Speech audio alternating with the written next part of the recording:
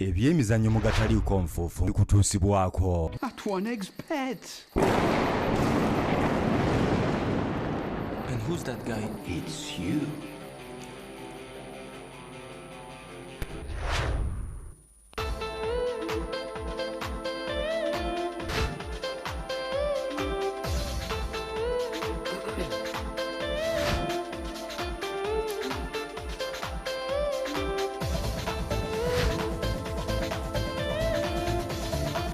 Luborwa Lorian nekino kyaffe ky'ebyemizannyo Agataliikonfuufu wano ku Bukedde TV1.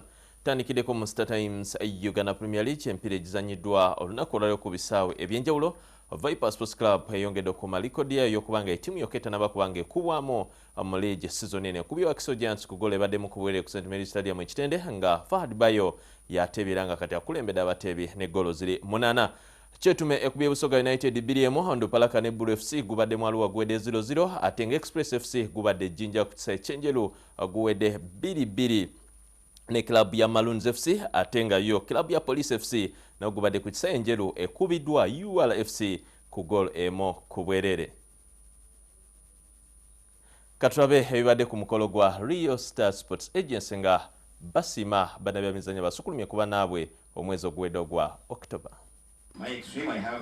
Ku mukolo ogubadde ku Tamarai Restaurant Kololo mu Kampala, abawanguzi 4 be basimiddwa olw'omutindo gwe bayolesezza omwezi oguwedde ogwa October nga Hajjatulukiya Wamala owa Busika SS yabadde omugenyi omukulu nga David Sabirye owa Kawowo yabadde kalabalaba w'omukolo. Mu misinde, Joshua Cheptegei yawangudde zaabu mu mita omutwalo gumu mu misinde egy'ensi yonna egya World Athletics Championship mu kibuga Doha ekya Qatar. Ye muddusi w'omwezi oguwedde ng'engule ye ekwasiddwa Pulezidenti w'ekibiina ky'emisinde mu ggwanga Dominic Otchet.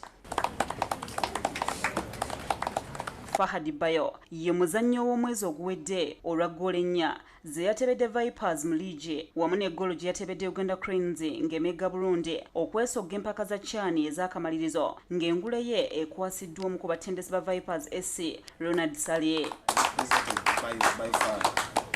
Abdallah Mubiru asimiddwa olw'okutuusa Uganda Cranes mu mpaka za Chani ez'akamalirizo nga bawanduddemu Burundi ng'engule ye ekwasiddwa munnamawulire Hussein Bukenya.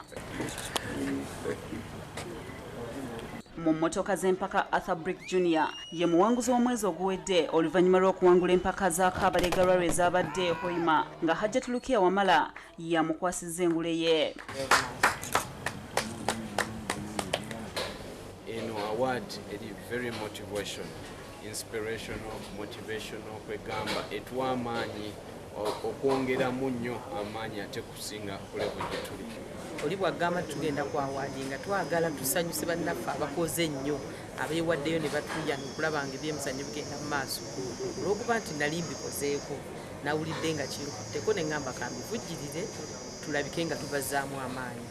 Twalaba mu rugby netuvaayo ne tulaba mu boxing tuze tulaba mu mipiira ng'abasambi ab'enjawulo bawangula netulaba ne bakochezi ab'enjawulo nga sebo bagenda bawangula ate nga kyekyali ennyo ekigendererwa kyaffe okulaba nti abantu abasinze okukola mu mwezi basiimibwa. Omukolo guno ogwa Rio Stars Sports Awards gutegekebwa buli mwezi okusima bannabyamizannyo ab'enjawulo ababeera basukkulumye ku bannaabwe ng'engule zikolebwa Jude Color Solutions. Bwetogerera esigadde ennaku 18 zokka emisinde gya MTN Kampala Marathon gibewo. Katwabe ebaddeyo olunaku olwaleero. Stanbic Bank olwaleero lwewaddeyo cheeke ey'obukadde 250 ezigenda okuyamba mu nteekateeka za MTN Marathon ku mukolo ogubadde ku Crystal Towers wano mu Kampala nga Patrick Muheire yakwasiza akulira MTN Wim Van Hereput cheeke eno. Fenga Stanbic tukyenyumirizaamu okusobola okudduka for a good cause nga maternal health era tufunamu that satisfaction that we are supporting ensi yaffe ne bannaffe mu community gye tukolamu. Abo abasasudde nga bakozesa mobile money bajja kutandika awamu n'abo abanatandika okusasula cash bajja kutandika okufuna emijoozi gyabwe oba kit gye twandiyise kit mu luzungu nga 13. abawanguzi mitendera egy'enjawulo okuli ogw'abasajja n'abakazi bakwewangulira ensimbi enkalu nga banaawangula mu kilomita 42 buli omu waakufuna obukadde 2 aba kilomita 21 buli omu waakufuna obukadde 4.5 ate aba kilomita 10 buli omu waakufuna akakadde 1.5. MTN yakuŋŋaanya obukadde 663 mu misinde gy'omwaka oguwedde. Kuno ne bongerako obukadde 4 okuweza akawumbi kamu n'obukadde 33 ezaakozesebwa okudduukirira amalwaliro ga Health Center for Ebulambuli, Pakwach, Ntoloko, Kalangala ne Kawempe, nga n'omulamwa gw'omwaka guno gwa kutumbula byabulamu malwaliro aga Health Center for. Kampuni endala eziwagidde emisinde gy'omwaka guno kuliko Spedak Interfreight, Huawei, Renzori ne New Vision.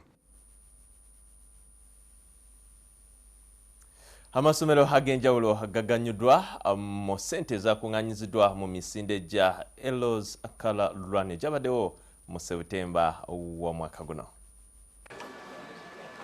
Ku mukolo okubadde kunamiryango college Ssenta, Minisita omubeezi w'ebyemizannyo Charles Bakabulindi lwakwasiza amasomero 5 kompyuta 50 ezibalirwamu obukadde 10,000 nga zaaguliddwa ku ssente zaakuŋŋaanyiziddwa mu misinde gya Heroes Cola Run egya kilomita 10 egyategekebwa kampuni ya Tekno, MTN ne StarTimes Uganda nga Septemba 7 omwaka guno. Amasomero agabaddewo kuliko Namiryango College Ssenta, Kasawo SS, Kasana Vocational School, Sapolo Kagwa SS ne St. Charles Lwanga SS nga buli ssomero lifunye kompyuta 10.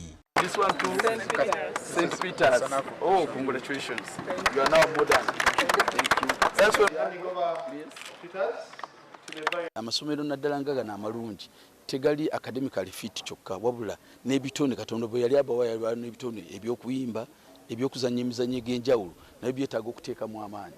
Lwaki tugenda mu maaso ojja kwesanga nti n'ekitone kyennyini kyekikuyisizaamu ate okusinga naye nga n'amagezi ogeetaaga. I hope they can learn more from the computer and also play, playing and learning.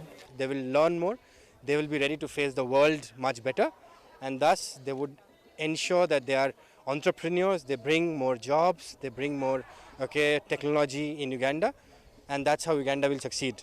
Especially twadde focusing ku Mukono district.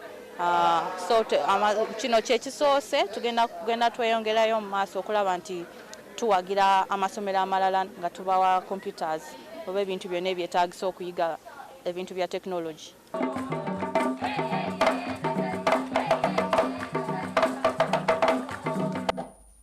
Ebina bivudde mpaka za UEFA Champions League birinde enkya ku makya okutandikira mu programu ya Joblan ebeerawo mu kyenkya. Gatukidde mu nsike by'emizannyo ky'olunaku olwaleero ku mata 10 mpeera musule bulungi mweraba.